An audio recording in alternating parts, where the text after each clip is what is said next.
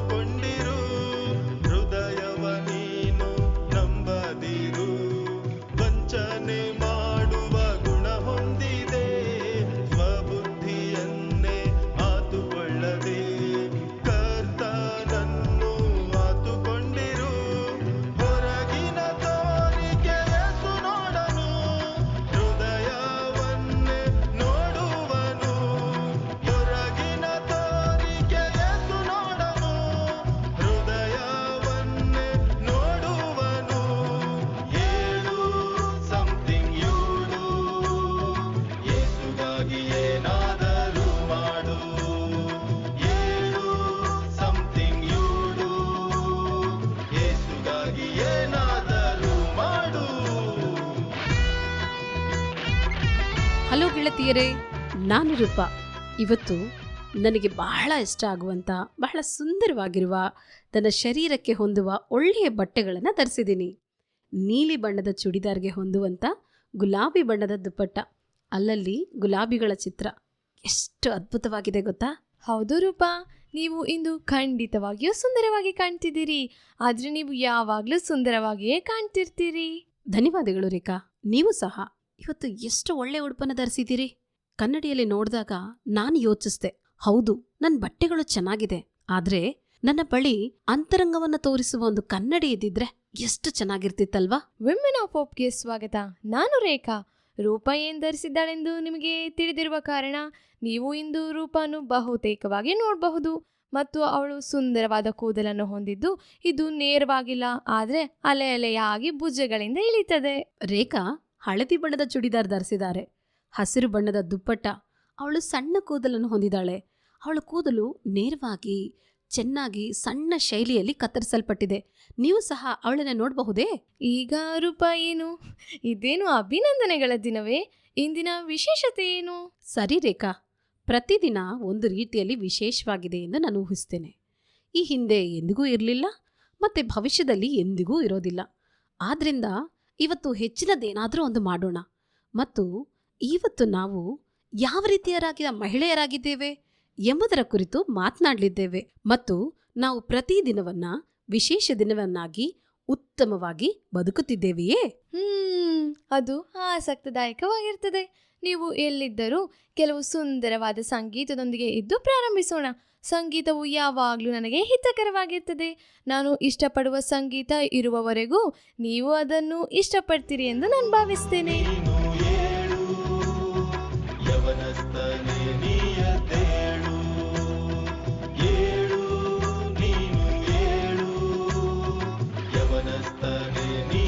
ಗೆಳತಿಯರೇ, ನೀವು ಇದನ್ನು ಆನಂದಿಸಿದ್ದೀರಾ? ನಾನು ಆನಂದಿಸಿದ್ದೇನೆ. ನೀವು ಆರಾಮದಾಯಕವಾಗಿದ್ದೀರಾ? ಈಗ ನಾವು ಎಲ್ಲಿದ್ವಿ?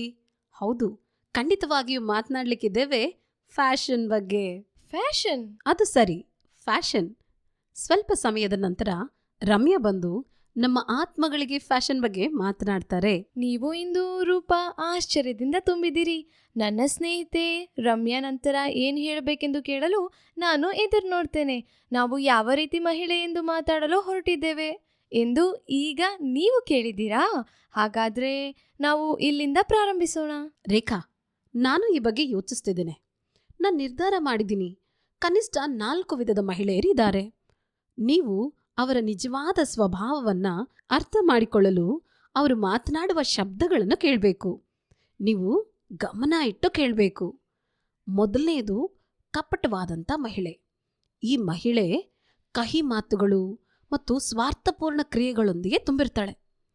ಅವರು ಇತರರ ಬಗ್ಗೆ ಗಾಸಿಪ್ ಮಾಡೋದು, ಸುಳ್ಳು ಕಥೆಗಳನ್ನು ವದಂತಿಗಳನ್ನು ಹಬ್ಬಿಸೋದಕ್ಕೆ ಬಹಳ ಇಷ್ಟಪಡ್ತಾರೆ. ಇವರು ತಮ್ಮ ಸುತ್ತಮುತ್ತಲಿರೋರನ್ನ ಕಂಡು ಈರ್ಷ್ಯೆ ಪಡ್ತಾರೆ ಮತ್ತು ಟೀಕಿಸುತ್ತಾರೆ. ಅವಳು ಗೊಂದಲ ಉಂಟು ಮಾಡುವಂಥ ನಿರ್ಧಾರನೂ ಸಹ ಮಾಡಿಕೊಂಡಿರ್ತಾರೆ. ಇಂಥವರನ್ನು ಕಪಟ ಮಹಿಳೆ ಅಂತ ಹೇಳಬಹುದು. ಒಂದು ದಿನ ನಿಮ್ಮ ಸ್ನೇಹಿತೆಯಾಗಿ ವರ್ತಿಸಬಹುದು. ನಂತರದ ದಿನವೇ ಅವಳು ನಿಮ್ಮ ಶತ್ರು ಆಗಬಹುದು. ಆಕೆಯ ಮಾತುಗಳಿಂದ ನಿಮಗೆ ಹಾನಿಯಾಗಬಹುದು. ನೀವು ನಂಬಿದ್ದ ಸ್ನೇಹಿತೆ ನಿಮ್ಮ ಬಗ್ಗೆ ಸುಳ್ಳು ವಿಷಯಗಳನ್ನು ಹೇಳಿದ್ಲು ಎಂಬುದು ನಿಮಗೆ ತಿಳಿಯಬಹುದು. ಇಂಥ ಮಹಿಳೆಯಿಂದ ಎಚ್ಚರವಾಗಿರಿ. ಅವಳು ನನಗೆ ತುಂಬ ಒಳ್ಳೆಯವಳಂತೆ ಅನ್ನಿಸೋದಿಲ್ಲ. ನಾನು ಅವಳಂತೆ ಇರಬಾರ್ದು ಎಂದು ಆಶಿಸ್ತೇನೆ ಮತ್ತು ನಾನು ಅಂತಹ ಸ್ನೇಹಿತೆಯನ್ನು ಕೂಡ ಬಯಸೋದಿಲ್ಲ. ಮುಂದಿನ ಮಹಿಳೆ ಯಾರು? ಅವಳು ದೂರು ನೀಡುವ ಮಹಿಳೆ. ಈ ಮಹಿಳೆ ಪ್ರತಿಯೊಂದು ವಿಷಯಕ್ಕೂ ದೂರು ಕೊಡ್ತಾಳೆ. ಅವಳ ಸಂಭಾಷಣೆಗಳು ಶಾಪಗಳಿಂದ ತುಂಬಿವೆ. ಅವಳು ಬೇಸರದಿಂದ ತುಂಬಿರುವಳು ಮತ್ತು ಇತರರು ಸಹ ಅವಳಂತೆ ಹಾಳು ಮಾಡಬೇಕೆಂದು ಬಯಸ್ತಾಳೆ. ನಿನಗೆ ಇಂಥ ಯಾರಾದರೂ ಗೊತ್ತಾ? ಹೌದು, ನಾನು ಯಾವಾಗಲೂ ಎಲ್ಲದರ ಬಗ್ಗೆ ದೂರು ಹೇಳುವ ಯಾರಾದರೂ ಒಬ್ಬರ ಬಗ್ಗೆ ಯೋಚಿಸಬಹುದು. ನಿನಗೆ ಇಂತಹ ಯಾರಾದರೂ ನೆನಪಿಗೆ ಬರ್ತಾರಾ? ನೀನು ಅವ್ರ ಜೊತೆ ಇರ್ತೀಯಾ? ರೇಖಾ, ಮುಂದೆ ಆತ್ಮ ಸಂಯಮಿತ ಮಹಿಳೆ. ಈ ಮಹಿಳೆ ಮಾತನಾಡುವ ಮುನ್ನ ಯೋಚಿಸ್ತಾಳೆ. ಅವಳು ಯಾವಾಗ ಮೌನವಾಗಿರಬೇಕು ಅನ್ನೋದು ಗೊತ್ತಿದೆ. ಅವಳು ವಿವೇಕಪೂರ್ಣವಾಗಿ ಸಲಹೆ ಕೊಡ್ತಾಳೆ. ಅವಳು ಮಾತಿನಲ್ಲಿ ಮನವಿಯನ್ನ ಹೊಂದಿದ್ದಾಳೆ. ಅಸಭ್ಯತೆ ಇಲ್ಲ. ಜನರು ಅವಳೊಂದಿಗೆ ಇರಲಿಕ್ಕೆ ಇಷ್ಟಪಡ್ತಾರೆ ಮತ್ತು ಅವಳು ಅವರನ್ನು ಹಿತಕರವಾಗಿ ಭಾವಿಸಿಕೊಳ್ಳುವಂತೆ ಮಾಡುತ್ತಾಳೆ. ಇದು ಆಶ್ಚರ್ಯವಾಗಿದೆ. ಹೌದು, ನನಗೆ ಅಂತಹ ಕೆಲವರು ಗೊತ್ತಿದ್ದಾರೆ ಮತ್ತು ನಾನು ಅವರೊಂದಿಗೆ ಇರಲು ತುಂಬಾ ಇಷ್ಟಪಡ್ತೇನೆ. ನಾನು ಕೂಡ. ಕೊನೆಗೆ ಇರುವಂಥ ಮಹಿಳೆ ಕಾಳಜಿ ಇರುವಂಥ ಮಹಿಳೆ. ಇವಳು ಅಲಕ್ಷ್ಯ ಮಹಿಳೆಗಿಂತ ಸಂಪೂರ್ಣ ಭಿನ್ನ ಆದವಳು. ಈ ಮಹಿಳೆ ಪ್ರಾಮಾಣಿಕವಾಗಿ ಮಾತನಾಡಬಹುದು, ನೇರವಾಗಿ ಸತ್ಯವನ್ನು ಹೇಳ್ಬೋದು, ಆದರೆ ಅದನ್ನು ಪ್ರೋತ್ಸಾಹದ ಜೊತೆ ಹೇಳ್ತಾಳೆ. ಇತರರೊಂದಿಗೆ ಕರುಣೆಯಿಂದ ವರ್ತಿಸ್ತಾಳೆ. ಅವಳ ಮಾತುಗಳಿಂದ ಸತ್ಯಸಂಧತೆಯ ಪ್ರೀತಿ ಹರಿದು ಬರುತ್ತೆ. ಜನರು ಅವಳೊಂದಿಗೆ ಯಾವಾಗಲೂ ಇರಲು ಇಷ್ಟಪಡ್ತಾರೆ. ನಿನಗೆ ಅಂತಹ ಯಾರಾದರೂ ಗೊತ್ತಾ? ಅವಳು ನಿನಗೆ ಒಳ್ಳೆಯ ಸ್ನೇಹಿತಳು ಆಗಬಹುದು. ಹೌದು, ನನಗೆ ಅಂತಹ ವ್ಯಕ್ತಿಯೊಬ್ಬರು ಗೊತ್ತಿದ್ದಾರೆ. ನಾನು ಅವರಂತಾಗಲು ತುಂಬ ಬಯಸ್ತೇನೆ. ನೀನು? ನಾವು ಕೇವಲ ಹೊರಗಿನ ಕಣ್ಣಿನಲ್ಲಿ ಹೇಗಿದ್ದೇವೆಂಬುದನ್ನು ನೋಡಲು ಕನ್ನಡಿ ನೋಡ್ತೇವೆ. ಆದರೆ ನಾವು ಅಂತರಂಗದಲ್ಲಿ ಹೇಗಿದ್ದೇವೆ ಎಂಬುದನ್ನು ನೋಡುವುದಾದರೆ ಮತ್ತು ನಮ್ಮ ಮಾತುಗಳನ್ನು ಕೇಳಿ ಅವರು ನಮ್ಮನ್ನು ಹೇಗೆ ಅರ್ಥ ಮಾಡ್ಕೊಳ್ತಾರೆ? ಇವತ್ತು ವಿಮೆನ್ ಆಫ್ ಹೋಪ್ನಲ್ಲಿ ನಮ್ಮೆಲ್ಲರೊಟ್ಟಿಗೆ ಇರಲು ತುಂಬ ಸಂತೋಷವಾಗ್ತಿದೆ ಅಲ್ವೇ? ನಾವು ನಮ್ಮನ್ನು ಹೇಗೆ ಪ್ರಸ್ತಾಪಿಸಿಕೊಳ್ತೇವೆ ಎಂಬುದರ ಬಗ್ಗೆ ಮಾತಾಡ್ತಿದ್ದೇವೆ.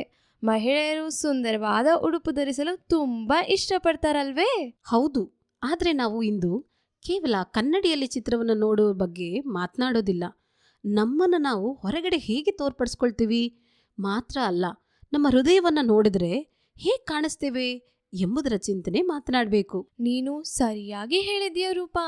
ನಾವು ಬಾಯಿಂದ ಹೇಳುವ ಮಾತುಗಳು ನಮ್ಮ ಹೃದಯವನ್ನು ಎಂಥದ್ದು ಎಂಬುದನ್ನು ತೋರಿಸ್ತದೆ ಮತ್ತು ನಾವು ಹೇಳುವ ಮಾತುಗಳು ನಮ್ಮ ಕುಟುಂಬದ ಮೇಲೆ ದೊಡ್ಡ ಪರಿಣಾಮ ಬೀರಬಹುದು.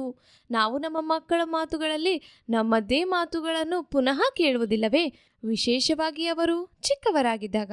ಹೌದು, ಮತ್ತು ನೀನು ತಾಯಿ ಆಗದೇ ಇದ್ರೂ ನೀನು ಮಕ್ಕಳನ್ನ ಅವರ ತಾಯಿಯಂತೆ ಮಾತನಾಡ್ತಿರೋದನ್ನು ಕೇಳಿರುವೆ. ನಿನಗೆ ಗೊತ್ತಾ, ನಮ್ಮ ಗೆಳತಿ ರೋಸ್, ಅವಳೊಂದಿಗೆ ಕೆಲ ಕಾಲ ಹಿಂದೆ ನಾನಿದ್ದೆ ಅಲ್ವೇ? ಅವಳು ನನಗೊಂದು ಹಾಸ್ಯಾಸ್ಪದ ಘಟನೆ ಹೇಳಿದ್ಲು. ಅವಳು ತೋಟದ ಕೆಲಸ ಮಾಡ್ತಿದ್ಲು ಮತ್ತು ಅವರ ಚಿಕ್ಕ ಮೊಮ್ಮಗಳು ಒಲಿವಿಯಾ ಸಹಾಯ ಮಾಡ್ತಾ ಇದ್ಲು. ಅವರು ಗುಂಡಿ ತೋಡಿ ಹುಲ್ಲು ತೆಗಿತಾ ಇದ್ದಾಗ ಒಂದು ದೊಡ್ಡ ಕೆಂಪು ಹುಳ ಹೊರಗೆ ಬಂದಿತ್ತು. ಛೀ, ಕೆಟ್ಟು ಹುಳು, ತುಂಬಾ ಅಸಹ್ಯ. ಇದು ನಿನ್ ತಾಯಿ ತಪ್ಪು. ಅವಳು ಹುಳುಗಳನ್ನ ಇಷ್ಟಪಡ್ತಿರ್ಲಿಲ್ಲ, ಅದಕ್ಕೆ ನಿನಗೆ ಅವು ಅಸಹ್ಯ ಅನ್ನಿಸ್ತಾ ಇದೆ. ಆದರೆ ರೋಸ್ ಒಲಿವಿಯಾಗೆ ತಿಳಿಸ್ಬೇಕಾಗಿತ್ತು, ಹುಳಗಳು ಬಹಳ ಮುಖ್ಯವಾಗಿದೆ. ಅವಳು ಭೂಮಿಯನ್ನು ಕೊರೆದು ಸಸ್ಯಗಳು ಬೆಳೆಯಲು ಸೂಕ್ತವಾದ ಮಣ್ಣನ್ನು ತಯಾರಿಸ್ತವೆ. ಒಲಿವಿಯಾ ತಾಯಿಯು ಇದನ್ನ ಅರ್ಥ ಮಾಡಿಕೊಂಡು ಅವಳಿಗೆ ವಿವರಿಸ್ತಾಳೆ ಅಂತ ಅನ್ಕೊಂಡಿದ್ದೀನಿ. ಇದು ಬಹಳ ಹಾಸ್ಯಾಸ್ಪದ ಕಥೆ. ರೋಸ್ ಹೇಳಿದ್ದನ್ನ ಕೇಳಿ ನಾನು ಇನ್ನೊಂದು ವಿಷಯನ ನೆನಪಿಸ್ಕೊಳ್ತೀನಿ. ನಾಳೆ ಒಲಿವಿಯಾ ಜಿಮ್ನಾಸ್ಟಿಕ್ಸ್ ಕ್ಲಾಸ್ಗೆ ಹೋದಾಗ ಹುಳ ಅನ್ನುವಂಥ ವಿಷಯದ ಮೇಲೆ ವ್ಯಾಯಾಮ ಮಾಡಬೇಕಾಗಿತ್ತು. ಅವಳು ಹುಳದಂತೆ ನಡ್ಸ್ಕೊಳ್ಬೇಕಾಗಿತ್ತು, ನೆಲದ ಮೇಲೆ ಹಿಗ್ಬೇಕಾಗಿತ್ತು. ತರಗತಿಯ ಅಂತ್ಯದಲ್ಲಿ ಅವಳ ಕೈಗೆ ಮತ್ತು ಕಾಲ್ಗೆ ಒಂದು ಹುಳದ ಚಿತ್ರ ಅಂಟಿಸಿದ್ರು. ಅದನ್ನ ಅವಳು ಅಜ್ಜಿ ರೋಸ್ಗೆ ತೋರಿಸಿದಾಗ ಹುಳಗಳು ಒಳ್ಳೆಯವು ಎಂದು ಹೇಳಿ ಹೆಮ್ಮೆ ಪಟ್ಟು ಹೇಳ್ತಾ ಇದ್ಲು. ನೀವು ಹೇಳಿದ್ದು ಸರಿಯೇ ರೂಪಾ. ನಾವು ಹೇಗೆ ಮಾತಾಡ್ತೇವೆ ಎಂಬುದೇ ನಮ್ಮ ಜೀವನದ ಪ್ರತಿಬಿಂಬ. ನಮ್ಮ ಮಕ್ಕಳು ನಮ್ಮ ಮಾತುಗಳನ್ನು ಕಲಿತಾರೆ. ನಾವು ಹೇಗೆ ವರ್ತಿಸ್ತೇವೋ ಅದನ್ನೇ ಅನುಸರಿಸ್ತಾರೆ. ಹೀಗಾಗಿ ನಾವು ಯಾವ ರೀತಿಯ ಮಾತುಗಳನ್ನು ಬಳಸ್ತೀವೋ ಅದಕ್ಕೆ ಹೆಚ್ಚಿನ ಗಮನ ಕೊಡಬೇಕು. ಹೌದು ತಾಯಂದ್ರೆ, ನಿಮ್ಮ ಮಕ್ಕಳು ಏನ್ ಕೇಳ್ತಾರೆ? ಅವರು ನಿಮ್ಮ ಬಾಯಿಂದ ಬರುವ ಮಾತುಗಳನ್ನು ಕೇಳಿದಾಗ ಅವು ಅಪಖ್ಯಾತಿ, ಅಸಹ್ಯ, ತಿರಸ್ಕಾರದ ಮಾತುಗಳಾಗಿದೆಯಾ, ಅಥವಾ ಅರ್ಥಪೂರ್ಣವಾದ ಪ್ರೇರಣಾದಾಯಕವಾದಂಥ ಮಾತುಗಳಾಗಿದೆಯಾ? ಈ ಮಾತುಗಳು ಅವರನ್ನ ಹೇಗೆ ಪ್ರಭಾವಿಸುತ್ತವೆ ಎಂಬುದನ್ನು ನಾವು ಯೋಚಿಸಬೇಕು. ಹೌದು, ನಾವು ಯಾವ ರೀತಿಯ ಮಾತುಗಳನ್ನು ಬಳಸ್ತೇವೆ ಎಂಬುದರ ಪ್ರಭಾವ ತುಂಬ ಕಾಲ ಉಳಿಬಹುದು. ತಾಯಿಯಾಗಿ, ಅತ್ತೆಯಾಗಿ, ಅಜ್ಜಿಯಾಗಿ ನಾವು ಬೇರೆಯವರ ಜೀವನವನ್ನು ರೂಪಿಸುವಲ್ಲಿ ಪ್ರಮುಖ ಪಾತ್ರ ವಹಿಸ್ತೇವೆ. ಹೀಗಾಗಿ ನೀನು ನಿನ್ನ ಹೃದಯದ ಕನ್ನಡಿಯಲ್ಲಿ ನೋಡುವ ಪ್ರತಿಬಿಂಬ ಯಾವ ತರಹದ್ದಾಗಿದೆ ಎಂಬುದನ್ನು ಯೋಚಿಸು. ನಮ್ಮ ಗಂಡಸರು ತಮ್ಮ ತಾಯಿಯ ಪ್ರೀತಿಯ ಮಾತುಗಳನ್ನು ಕೇಳಬೇಕು. ಹೀಗಾದರೆ ಅವರು ಭವಿಷ್ಯದಲ್ಲಿ ತಮ್ಮ ಹೆಂಡತಿಯಿಂದಲೂ ಈ ರೀತಿಯ ಮಾತುಗಳನ್ನು ನಿರೀಕ್ಷಿಸ್ತಾರೆ. ನಮ್ಮ ಮಕ್ಕಳಿಗೆ ನಾವು ನೀಡುವ ಪ್ರೀತಿ, ಗೌರವ, ಶಿಸ್ತಿನ ಮಾತುಗಳು ಅವರ ವ್ಯಕ್ತಿತ್ವದ ಬೆಳವಣಿಗೆಯಲ್ಲಿ ಪ್ರಮುಖ ಪಾತ್ರ ವಹಿಸ್ತವೆ. ನಮಗೆ ಹೆಣ್ಣುಮಕ್ಕಳಿದ್ರೆ ಅವರು ನಮ್ಮ ನಡಿಗೆ, ಮಾತು, ಸಂಸ್ಕಾರವನ್ನು ಗಮನಿಸ್ತಾರೆ. ನಾವು ಅವರಿಗೆ ಶಿಸ್ತಿನಿಂದ, ಗೌರವದಿಂದ ಬದುಕುವುದನ್ನು ತೋರಿಸಿದ್ರೆ ಅವರು ಸಹ ಹೀಗೆ ಬದುಕಲು ಕಲಿತಾರೆ. ಅವರು ಇದನ್ನ ತಮ್ಮ ಹೆಣ್ಣುಮಕ್ಕಳಿಗೂ ಪರಂಪರೆಯಾಗಿ ನೀಡ್ತಾರೆ. ನಮ್ಮ ಮಾತುಗಳು, ನಮ್ಮ ವರ್ತನೆ ಹಲವು ಪೀಳಿಗೆಗೆ ಪರಿಣಾಮ ಬೀರುತ್ತೆ.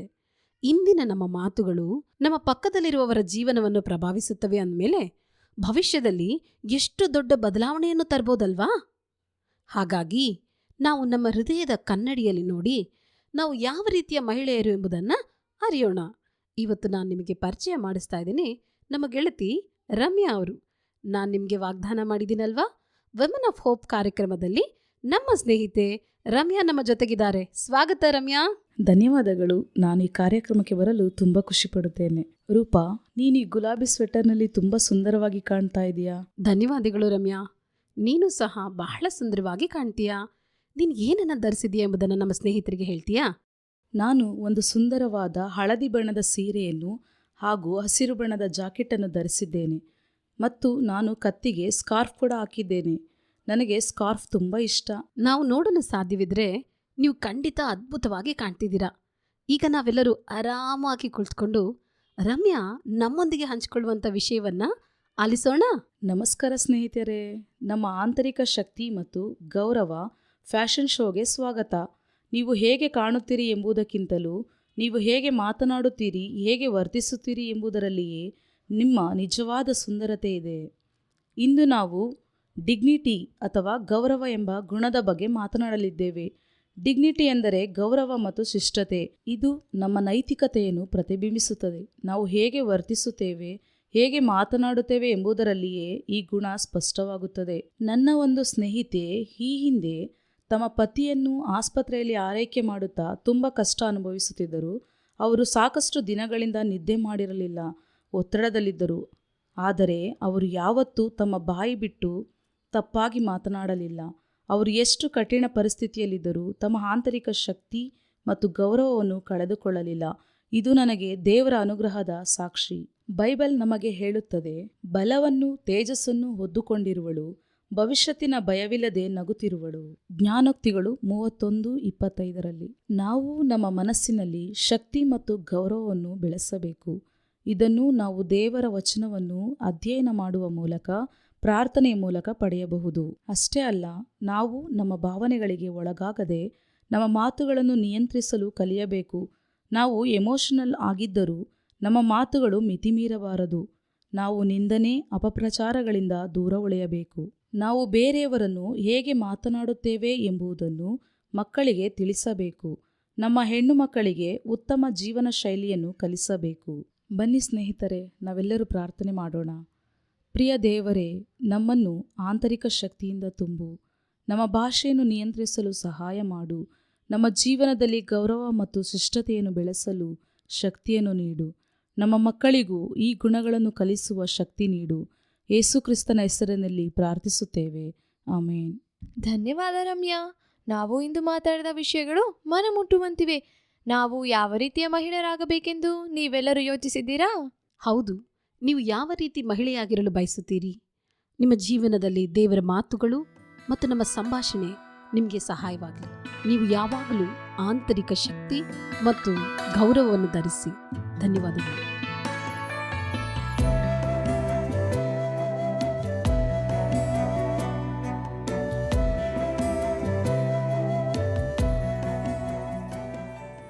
ಆತ್ಮೀಯರೇ, ವಿಮೆನ್ ಆಫ್ ಹೋಪ್ ಆಧ್ಯಾತ್ಮಿಕ ಕನ್ನಡ ಕಾರ್ಯಕ್ರಮ ಕುರಿತಾದಂಥ ನಿಮ್ಮ ಅಭಿಪ್ರಾಯಗಳನ್ನು, ಸಲಹೆಗಳನ್ನು ನಮಗೆ ತಿಳಿಸಲು ಮರೆಯದಿರಿ. ಲಿಸ್ನರ್ಸ್ ಫೀಡ್ಬ್ಯಾಕ್ @gmail.com ಅಥವಾ ವಾಟ್ಸಪ್, SMS, ಕರೆಗಳನ್ನು ಮಾಡಲು ನಮ್ಮನ್ನು ಸಂಪರ್ಕಿಸಲು ಸಂಖ್ಯೆ 8520407990. ದೇವರು ನಿಮ್ಮನ್ನು ಆಶೀರ್ವದಿಸಲಿ. ಧನ್ಯವಾದಗಳು. ತಾಯಿ ಮಗುವನ್ನು ಮರೆತರು ನಾನು ನಿನ್ನ ಮರೆಯಲ್ಲ ಎಂದು. ತಾಯಿ ಮಗುವನ್ನು ಮರೆತರು ನಾನು ನಿನ್ನ ಮರೆಯಲ್ಲ ಎಂದು ಹೇಳಿದ ದೇವರೇ ನಿಮಗೆ ಸ್ತೋತ್ರ. ಹೇಳಿದ ದೇವರೇ ನಿಮಗೆ ಸ್ತೋತ್ರ.